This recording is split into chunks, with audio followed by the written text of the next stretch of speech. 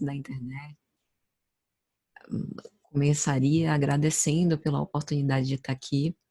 Para mim é sempre uma grande alegria agradecer ao Whindersson, Raimundo, né, nossos amigos queridos que também fazem parte desse corpo de trabalhadores e a cada um que está aqui conosco. A ideia para esse tema da mobilização das forças psíquicas na edificação do ideal cristão veio a partir de uma conversa entre amigas espíritas.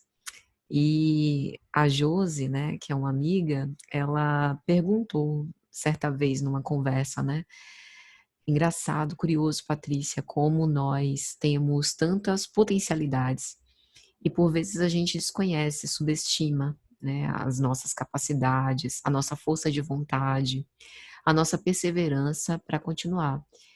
E através dos aguilhões, das dificuldades, dos desafios que a gente precisa superar, por vezes a gente se surpreende e se descobre. Se descobre também pelo outro, o outro difícil, o outro que nos tira da zona de conforto.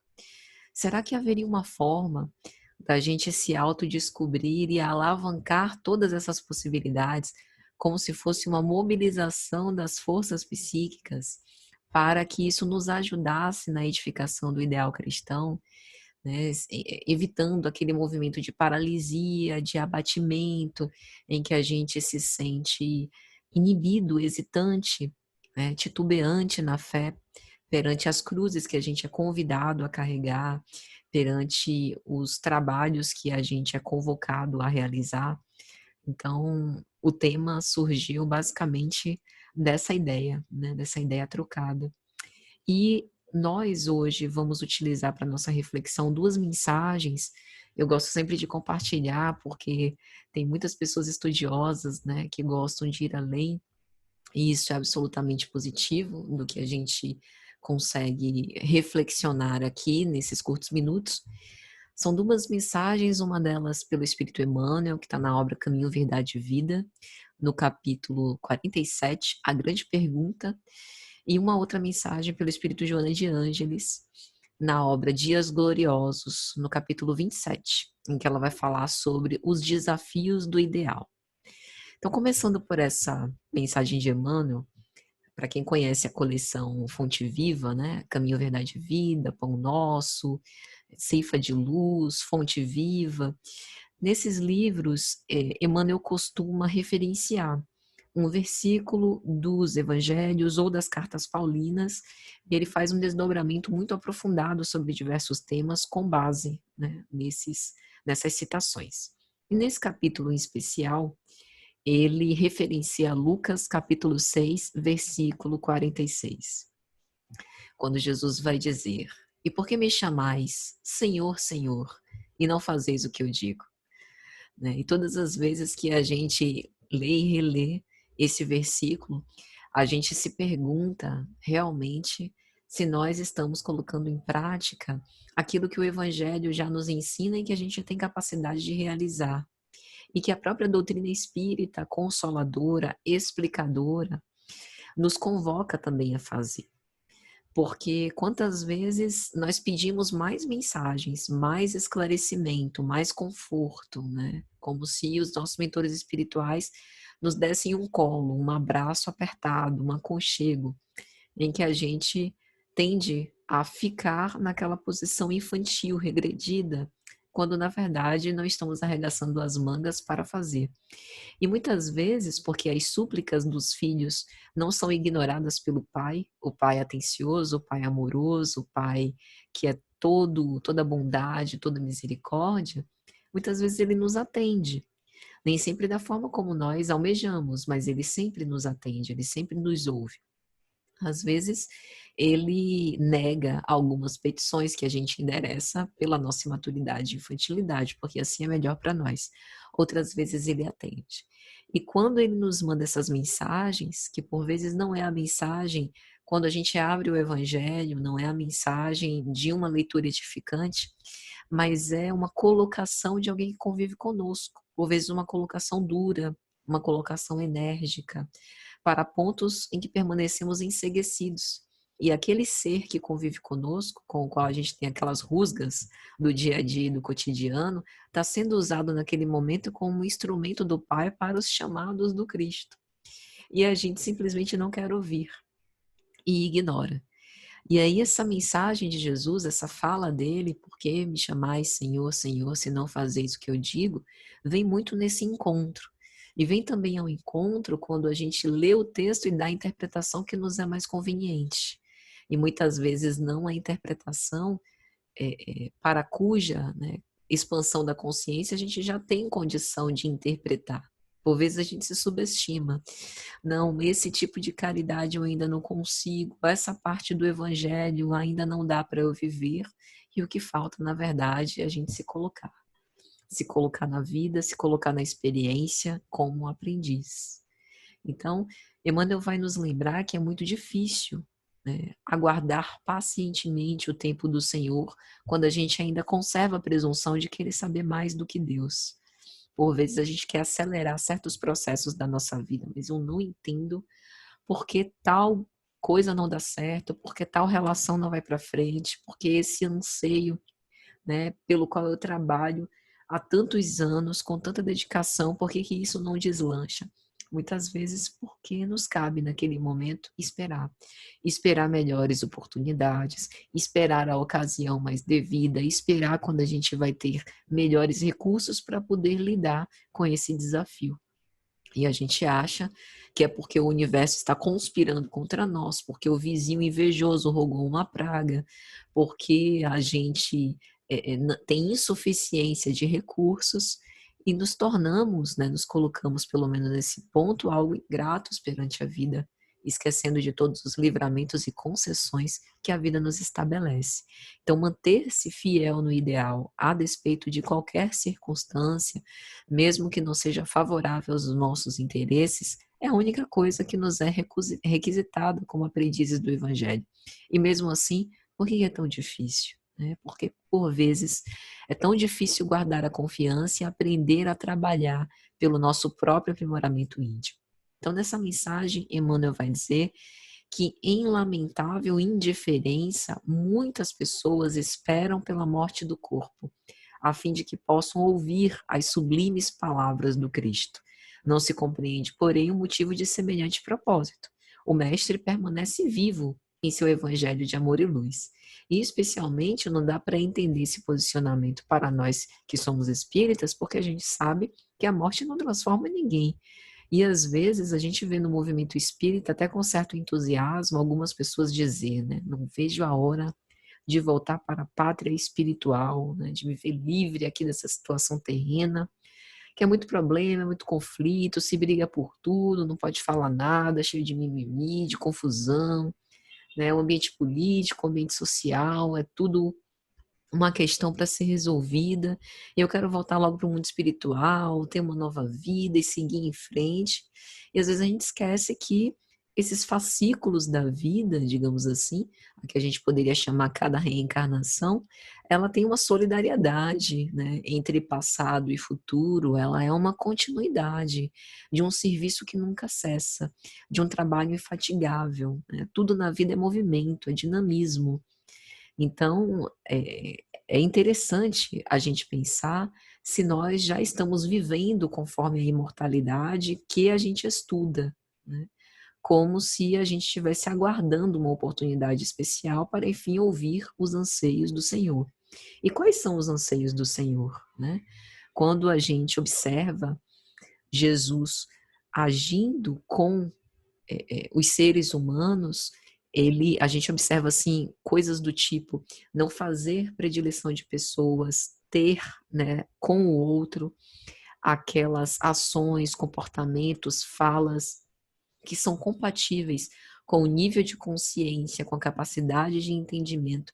E, acima de qualquer coisa, a gente vê em Jesus uma grande apologia à autonomia individual, né? Em nenhum momento ele ultrapassa limites em relação ao outro.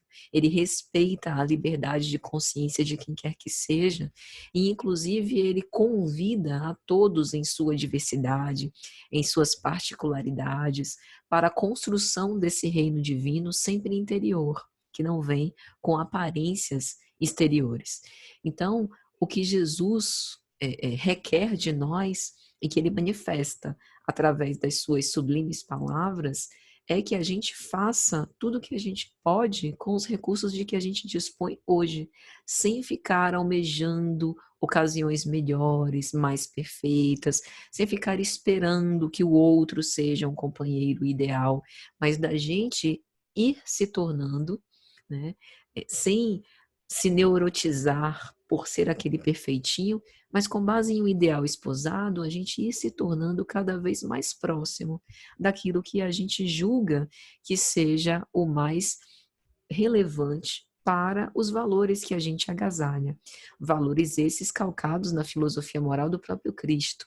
Valores de serenidade, de paciência, de sabedoria, de obediência, de resignação, de aceitação. E quando nós não somos atingidos por aflições materiais, sempre surgem os flagelos, principalmente de ordem psíquica, os conflitos que são que emergem, digamos assim, do nosso inconsciente, justamente para que sejam trabalhados, conflitos emocionais que ressurgem e a tendência, se nós não observarmos e tratarmos, é mantermos uma repetição dos mesmos comportamentos autodestrutivos. A forma com que nós lidamos com o outro muitas vezes é reflexo da forma como nós lidamos conosco. A impaciência, o julgamento, a aspereza, a violência é muitas vezes reflexo de um comportamento autodestrutivo e que a gente precisa trabalhar para desenvolver aquele amor que começa em mim para depois espraiar-se para o outro. Então, daí a urgência. Hoje, especialmente, né, na nossa sociedade do século XXI, fala-se muito, como talvez nunca antes, sobre saúde psíquica, saúde mental, sobre estabilidade emocional, sobre a busca pelo sentido da vida, recorrendo a exemplos estoicos, né? O próprio estoicismo, que foi uma escola filosófica relativamente antiga, tem voltado com sua pujança, nos convidando a aceitar a realidade da vida com as condições que a gente dispõe e aproveitando o tempo que nos foi destinado para fazer o melhor que nós pudermos, ou seja, para buscar todo esse potencial que nós já temos. E alguns perante esses conflitos naturais, brigamos uns com os outros, esparzimos espinhos, grosserias, azedumes, malquerença e ódio, vemos o pior do mundo, o pior das pessoas, quando na verdade este olhar também precisa paulatinamente mudar, porque é impossível que a gente possa exercitar a gratidão, sendo que as nossas lentes perante a vida seja tão pessimista, né? Então, em geral, nós dormimos simbolicamente, né, para essas realidades existenciais, gastando dias no ócio, na inação, na preocupação injustificável, ou na despreocupação imprevidente, procrastinando os nossos trabalhos, deixando para depois esses encargos de cuidar de si, e aí a gente justifica querendo cuidar do outro, muitas vezes como um mecanismo escapista de defesa. Quero cuidar do outro para que eu possa me desincumbir da tarefa de cuidar de mim mesmo, então eu me abandono, mas eu utilizo um pretexto muito louvável, né, que é visto como caridade, que é visto como abnegação de cuidar do outro. Os maiores exemplos de abnegação e heroísmo, como o próprio Chico Xavier, né, que Josinaldo citou, neles não havia desmerecimento ou falta de atenção às necessidades próprias. Eram exemplos abnegados, heróicos, mártires, verdadeiramente mártires, porém entregavam-se em seu próprio amor, pelo amor ao trabalho aos outros. Então, isso é diferente de se abandonar e de evitar assumir as tarefas que precisa, os deveres que a vida lhes impõe, fugindo para aparentar uma imagem de beatitude, né? Esses não são exemplos de abnegação. A abnegação verdadeira, a abnegação verdadeiramente exemplificada, é aquela que transforma os seus próprios deveres, as suas próprias alegrias num serviço aos semelhantes, porém sem esquecer da missão precípua, que é de cuidar de si, de cuidar da sua própria evolução. Então, esses exemplos abnegados cresciam no trabalho aos outros, ou seja, visavam o aprimoramento e a evolução espiritual deles mesmos, colaborando também para o aprimoramento e a evolução espiritual dos outros. Então, nessa mensagem, Emmanuel vai elucidar isso. É desnecessário aguardar ocasiões para que nós ouçamos os ensinamentos sublimes e claros de Jesus.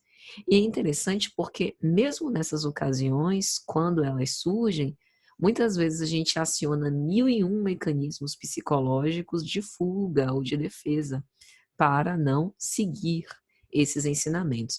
Minha mãe costuma dizer, né? Em alguns de nós, em muitos de nós, eu diria, o evangelho já está na cabeça, mas ainda não desceu para o coração. Por que digo isso? Porque às vezes a gente se percebe, a melhor forma da gente se revelar quanto cristãos é no momento das crises, é no momento das dificuldades, naquilo que André Luiz chama de provações de surpresa. Quando nós somos flagrados na enfermidade dolorosa, quando a gente é pego por uma situação imprevista como a própria pandemia, que cerceia a nossa liberdade, que nos convida ao isolamento social sem respeitar crença, religiosa, casta, posição social, etnia, né, lugar onde a gente vive. A pandemia nos atingiu a todos, né? Foi um flagelo coletivo, vivido individualmente de um modo sui generis, de um modo particular. Então, é nesses momentos que a gente mostra como nós mobilizamos as nossas forças psíquicas na edificação do ideal cristão. Porque a gente não vai viver o ideal cristão, não vai edificá-lo quando a pandemia acabar, porque aí nós teremos melhores condições de poder praticar o evangelho. O evangelho é roteiro, o evangelho é via ascensional para nós que estamos num processo de humanização nessa evolução espiritual. Então, o evangelho é para ser acionado a todo momento, principalmente nos momentos difíceis. É aí que a gente vive e testifica o evangelho. Então, há uma grande diferença perante uma condição indesejável e absurdamente opressora, eu diria, como a própria pandemia, como que a gente lida? Eu vou usar a minha criatividade para dar novas soluções para aquilo que eu já fazia, né? Por exemplo, o centro espírita, a casa espírita onde eu morejo, está fechada, o templo de pedra, mas eu posso continuar fazendo as preces, os trabalhos, as palestras, os estudos de outro modo, respeitando as orientações médicas, sanitárias, né, conforme as leis de César, e unindo a isso, praticando as leis de Deus. Quando eu sou pega por uma enfermidade dolorosa, por vezes a gente passa por uma situação de abatimento físico e também psicológico, né? Que uma coisa acaba influenciando na outra. E, por exemplo, eu não posso mais dispor daquela vitalidade e ânimo para poder trabalhar para fora. Mas mesmo que eu esteja presa, temporariamente ou não, numa cama, eu ainda consigo evoluir moralmente? Com certeza. Em todos os momentos, principalmente porque essa situação pode nos conduzir ao exercício da serenidade, da paciência, da resignação, da confiança, da fidelidade a Deus, né? Uma fidelidade como a gente tem grandes exemplos no Antigo Testamento, na história de Jó, na história de Tobit, Tobias e Sara, né? É um livro fabuloso, falando sobre a confiança no Altíssimo, não obstante as circunstâncias ruins. Porque muitas vezes nós subestimamos nossa própria capacidade, ou nós nos negamos a enfrentar certos desafios que a gente simplesmente não quer. Eu não tinha previsto esse tipo de dificuldade de sofrimento para a minha vida, eu me recuso. É a birra infantil que a gente aciona, mesmo já sendo adultos.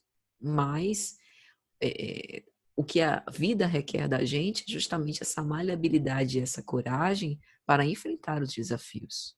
né?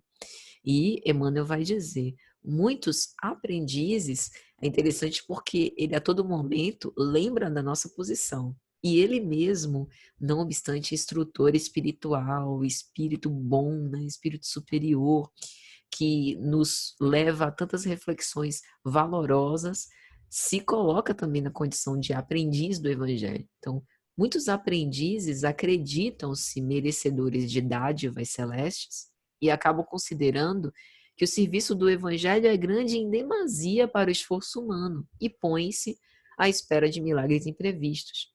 Certa vez eu estava numa casa espírita fazendo um tratamento espiritual, né? E aí eu estava na fila para o atendimento e tinham duas senhoras na minha frente conversando, uma delas animadamente dizendo, pareciam amigas, né? Nossa, eu comecei a trabalhar no centro e antes, né, do trabalho, sempre venho mais cedo para ouvir a palestra, tomo passe, e eu não imaginava como era bacana, a gente se sente muito bem, tenho utilizado o meu tempo para ser útil, né, para com as pessoas, e isso tem me mostrado tantas forças psíquicas que eu posso mobilizar em meu próprio favor, para que eu cultive esse estado de saúde e também em favor dos outros, né? E eu achava que não servia mais para nada na vida e tal. E a outra amiga dizendo, mas eu acho que ainda preciso passar pela fila do tratamento uns 2 ou 3 anos para que eu me sinta em condição suficiente de servir, né? E eu fiquei pensando naquelas palavras, né? Baseado em que crenças, em que pensamentos, em que justificativas aquela senhora disse aquilo.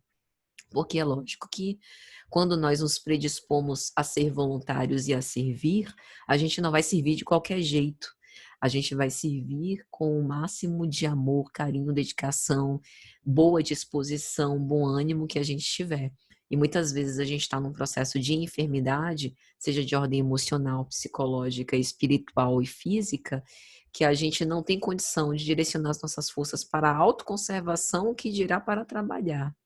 Mas é simbólico isso, né? Passar anos na fila do tratamento tem um recado, digamos assim, uma mensagem subliminar meio perturbadora. Pelo menos para mim foi perturbador ouvir naquele momento. É como se eu me satisfizesse, ainda que isso fosse desprazeroso, em ficar na fila da doente, da que está sendo tratada, da que está sendo olhada, da que está sendo cuidada, para não passar para outra fila, a fila do cuidador, a fila do que serve, a fila do que dá. Então, será que por trás disso tem um pouco disso que Emmanuel está falando, de acreditar-se merecedor de dádivas, né? Merecedor do serviço que o outro me oferece, do recurso que me é concedido ali no centro, porque eu julgo que o serviço do Evangelho é grande em demasia para o esforço humano? E quando a gente pensa, né, na própria atividade do Cristo, quando ele convoca os seus trabalhadores, quando ele convoca os seus discípulos, né, que mais tarde se tornam apóstolos, que mais tarde se tornam construtores de uma experiência humana de vivência do Evangelho, que nós chamamos cristianismo primitivo, a gente vê que eles não pensaram em quantificar é, é, não a relevância, mas a dificuldade do serviço do Evangelho. Eles se entregaram para servir, independente do quanto custasse. Talvez isso fique bem claro na figura de Paulo, né? Paulo é o tipo do cristão que não mede dificuldades. Ele simplesmente não se importava com as dificuldades. Esse é o trabalho para ser feito, nós buscaremos as condições para fazer.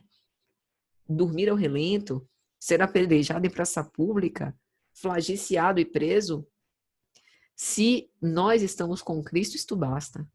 Se o Evangelho que nos redime e nos orienta é colocado como farol para iluminar a estrada, isso basta. Então, definitivamente, ele é alguém que não esperava por milagres imprevistos. Enquanto trabalhava, confiava tanto que os recursos viriam, que os milagres iam ocorrendo, né? Uma das cenas assim mais clássicas, por exemplo, da obra Paulo e Estevão, né, é quando ele preso, ele não consegue dormir porque as costas estão em carne viva por conta das lacerações das cipuadas, né, dos flagiços que ele recebeu na prisão, e ele ora em voz alta, vara à noite, e os outros detentos ficavam nas celas, bem próximos das celas, para poder escutá-lo.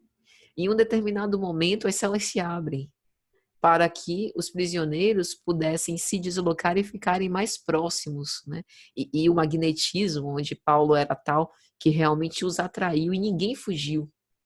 Então, esses milagres imprevistos, né, vão surgindo à medida que nós mobilizamos as forças psíquicas que muitas vezes a gente nem considerou, até chegar no momento que convocou essas forças nessa edificação do nosso ideal, né? E assim, Emmanuel vai falar, né? Muitas vezes a gente vai cultivando a preguiça sutilmente misturada à vaidade, e isso vai anulando os nossos esforços mais nobres, né? Então, assim, são conflitos internos e externos que a gente precisa enfrentar. Por vezes, são fatores de perturbação trazidos pela própria cultura contemporânea na sociedade atual. Eu conversava, né, com minha mãe outro dia, que eu dizia assim, nossa, na época, quando eu fui adolescente, né, quando eu fui criança, graças a Deus não tinha TikTok, não tinha smartphone, não tinha nem WhatsApp. O celular era aquele celular que só ligava e mandava SMS, né, quando fazia. E até os joguinhos eletrônicos eram, digamos assim, menos desenvolvidos, menos potentes, menos cheios de recursos. E aí eu falo, eu atribuo também a isso o fato de não ter me distraído tanto, né, com a parte da escola, da faculdade, para que eu focasse mais nos estudos. Porque hoje o nosso tempo se esvai muitas vezes no consumo das redes sociais e desses conteúdos da internet, o que por um lado é maravilhoso, porque a própria forma de aprender mudou, né, tem mudado, mas por outro lado é um grande desafio e uma sedução por conta dessas distrações que chamam a nossa atenção, mesmo que a gente faça parte de uma outra geração.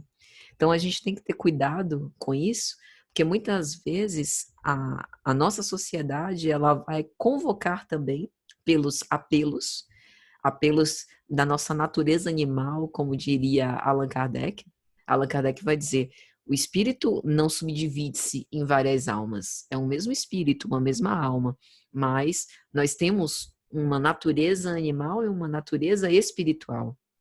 Quando a gente se volta para essas reflexões mais elevadas com respeito à vida, ao sentido da vida, a beleza nesse aspecto filosófico, moral, a gente está alimentando, digamos assim, a nossa natureza espiritual. Quando a gente olha para uma dificuldade com mais tranquilidade e segurança, percebendo que é apenas uma dificuldade transitória dessa existência que terá um fim em breve, que a gente não sabe quando, eu também estou me voltando mais para a imortalidade, para a minha natureza espiritual. Mas os apelos sensórios, né, os apelos que nos deixam fixos na carne, porque viver na carne é sumamente importante, fundamental, inclusive para a nossa evolução espiritual. Mas quando nós nos fixamos demasiadamente na nossa natureza animal, a gente acaba perdendo oportunidades de desenvolver os potenciais para essa nossa evolução, né? Digamos assim.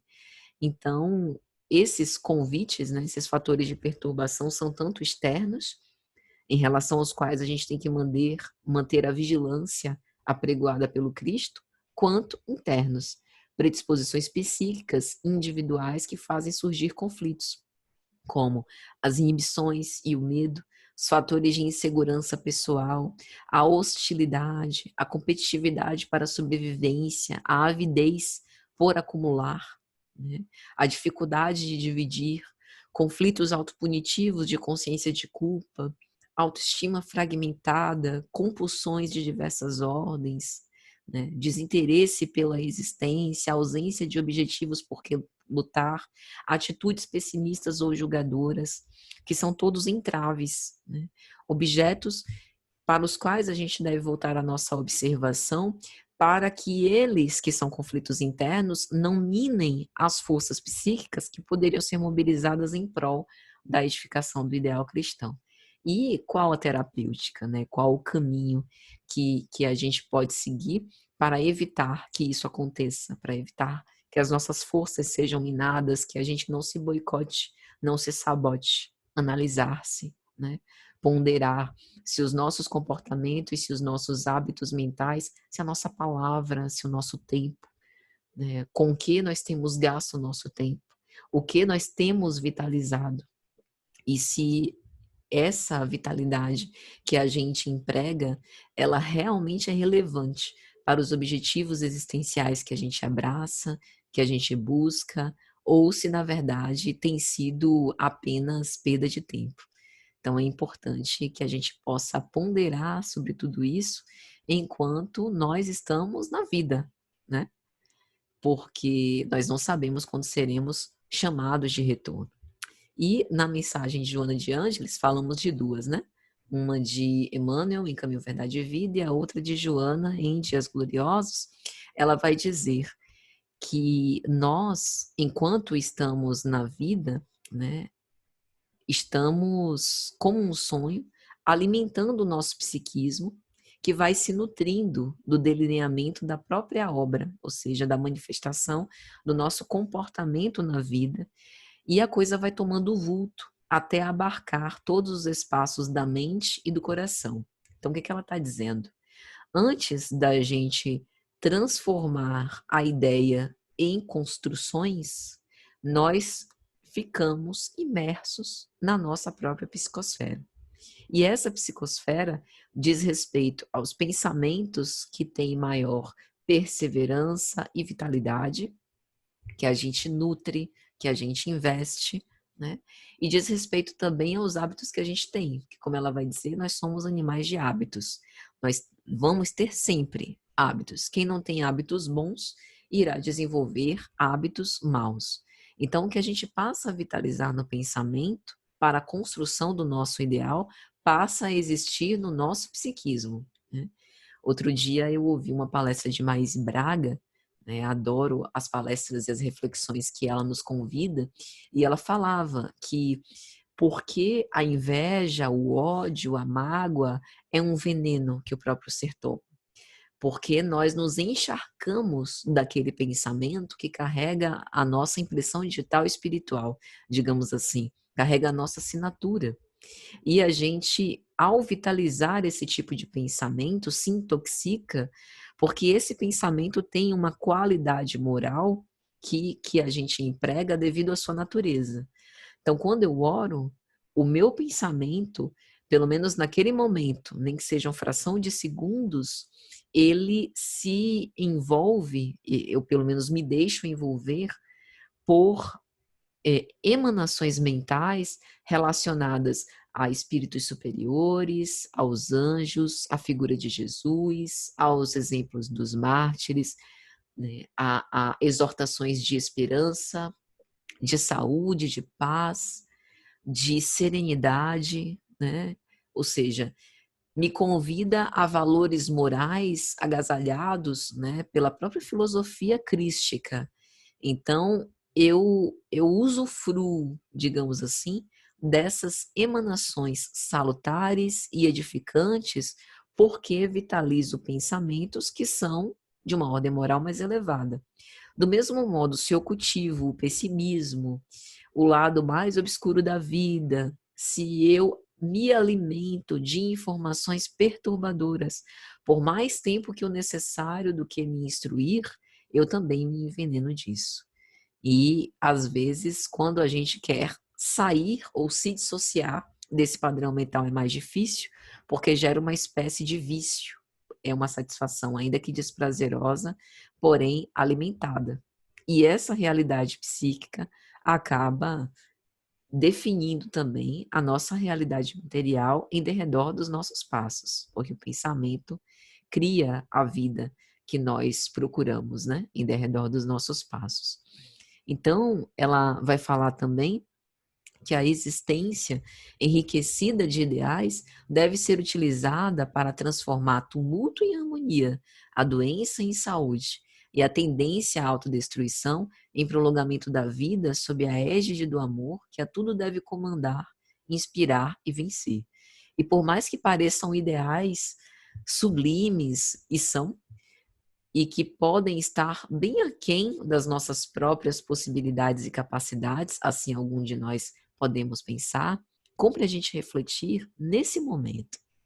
Pare e pense em todas as conquistas que você já consegue identificar como vitórias sobre si mesmo. Às vezes em que a situação poderia ter te levado para uma reação de ódio e você pôde se conter. Às vezes em que você foi traído e você conseguiu perceber que por trás daquela pessoa que te gerou uma mágoa, que cometeu um ato delituoso contra você, tem um espírito enfermo. Pense nas vezes quando você passou por uma enfermidade dolorosa que você achava que não teria forças para poder superar e você arranjou não sabe de onde, né? Às vezes, e às vezes com acerto a gente atribui ao nosso anjo de guarda, aos mentores espirituais, a Bezerra de Menezes, a Jesus Cristo e a tantos outros espíritos que nos ajudam. Fato é que a gente atravessou aquele sofrimento e venceu. Pense em todas as vezes quando a vida te levou a desistir e você perseverou, andou mais alguns passos, né? Com esperança, uma esperança que muitas vezes foi ilógica, digamos assim, sem bases reais, né? Sem pontos em relação aos quais você pudesse se fixar. Mas mesmo assim você creu, porque a fidelidade a Deus tem esse aspecto. A gente confia, a gente sabe. É como se uma voz interna nos dissesse. É com uma segurança que a gente não consegue desenvolver em palavras ou explicar de um modo racional. Eu simplesmente sei. E por saber, confio. E por confiar em Deus, aparecem esses recursos, tanto os meus próprios quanto da vida, para que a gente simplesmente possa seguir em frente. Faça uma análise de todos esses momentos que, se você ainda não está seguro das forças psíquicas que detém para a construção, para a edificação desse ideal, você terá essa segurança. Então é mais ou menos isso, meus amigos. Meus agradecimentos pela atenção de todos e nossos votos de muita paz.